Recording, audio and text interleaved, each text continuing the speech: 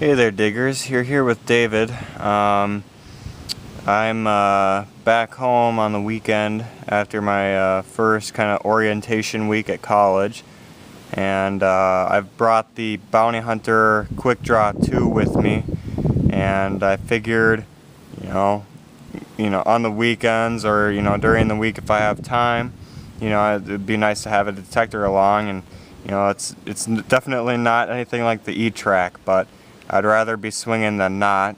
And I stopped at a park that my dad and I had detected at before with a lot of success with our mine labs, and I said, all right, well, I got the big coil on my Bounty Hunter, so I thought I'd give it a try.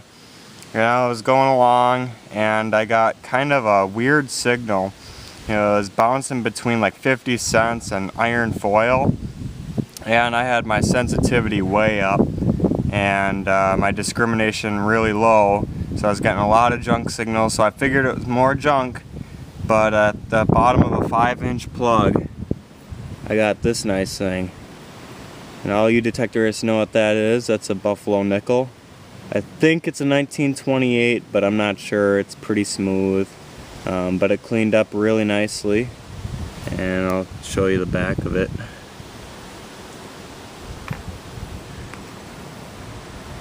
As you can see, definitely cleaned up really nice. And after that, I got a little bit more clad and a lot more garbage, but I got another signal that was kind of a low pitch with a little hint of a high pitch in there.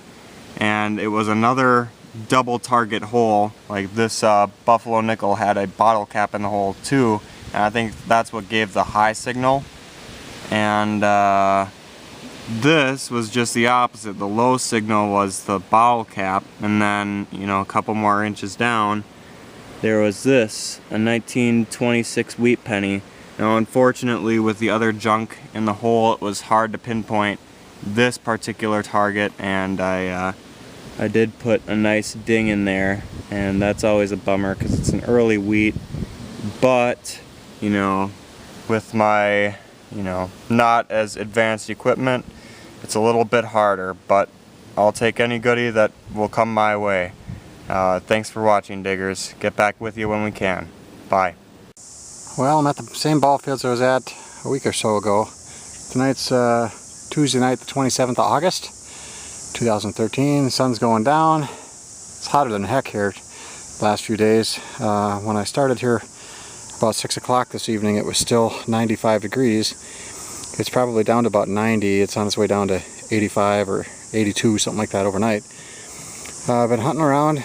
So far I've had a little bit of clad, 5 wheat pennies, one dating back to 1911.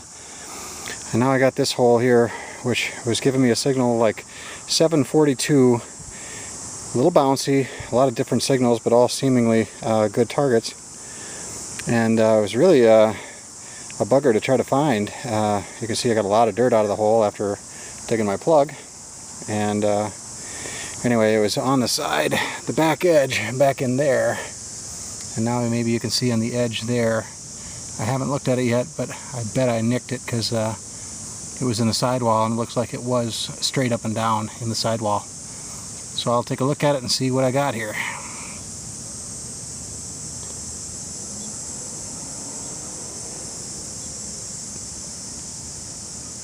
Looks like it's going to be a Merc, and hopefully I didn't beat it up too bad.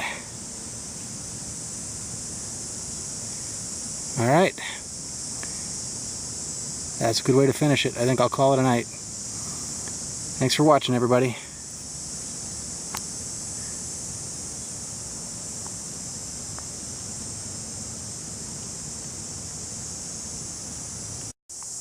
Alright, diggers, I lied. Said I was going to call it quits, but my truck's over there, and I was over there the last time I found that Mercury dime. So I thought I'd just work my way back to the car. And here in this hole I was getting a 949 747 signal, but it was just a blip, really deep. It was saying 9 inches. Cut this big plug, and didn't get anything in the bottom of the hole or in the plug in terms of a signal with the Garrett Pro pinpointer, so I stood up and put the CTX over the hole again. I was still getting a blip at 7-8 inches deep, so I loosened up the soil and I got a ring, and I don't know, let me set it down and see if I can get a close-up on it. Oop. I don't know, almost looks like a class ring, but it's really small. I'll have to get it cleaned up at home and see if there's any markings or anything inside it. But let me take out the headphones and run it over that coil and see what you get for signal.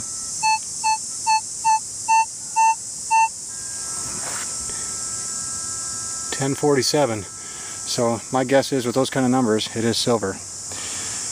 Well, that's it for the night. I'm getting bitten by bugs and just about sweated out. So we'll call it a night here on this one for real.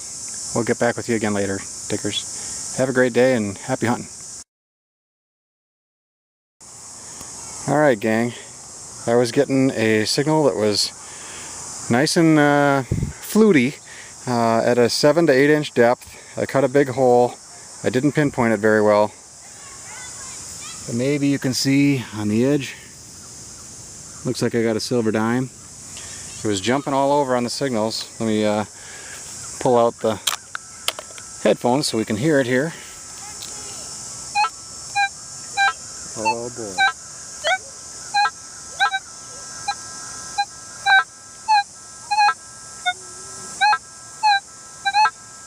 See that? 842, 9 inches deep.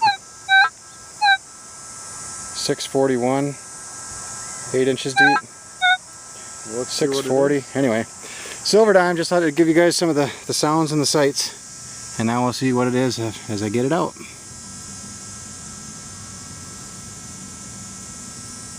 Yeah, I did nick it. It's a Merc. But I nicked it. I didn't pinpoint it very well, I guess. You see a date on there? I can't see it. 1920 something, I think. Awesome. Let me set it down and see if I can get a better look at it. It looks like maybe a 27. Can't tell. Come on, focus already.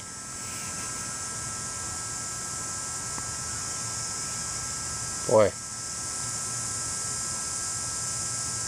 No good. Anyway, Merc dime, silver number 15 for the year. Happy hunting, everybody. Alright, we're back on the evening of Friday, August 30th for the Labor Day weekend, and I'll record a little bit of a wrap-up from the night earlier this week on Tuesday. My 5 wheat pennies ended up being a 1911, 1935 plain, then 1940-60, 40-70, and 40-80. For whatever reason, the 40s ones really came out crappy even after the peroxide bath. And then I got that 1940 plain mercury dime. Let's see if it'll focus in here at all. That's a little better. 1940 plain. And then I got this silver ring. It's hard to show it what it all has, but I have looked online, and this does appear to be a class ring. Doesn't have the dates on it, but when these were manufactured, they used to have a piece on the front that would actually show the name of the high school and the year, and that piece is gone. You can see the glue residue or solder residue from when it was there at one time. The back, let's see if I can get it to see the inside there. Oops, it's upside down. Try that. And if it focuses, you can see the letters BP and Sterling in there. BP Sterling. And I have done some research online, and it does show a a version of a 1961 class ring that's sort of similar to this, but has exactly the same lettering on the inside. So that's pretty cool. Tonight we ended up with myself with a 1927 plain mercury dime, and then my son didn't call me over for any videotaping, but when we were walking back to the car in the dark, he tells me that he got a wheat not that long ago, and then he says, oh, and by the way, I also got a silver Rosie. So his Rosie's a 46D and his wheat's a 29S, so not bad. Thanks for watching and happy hunting, everybody.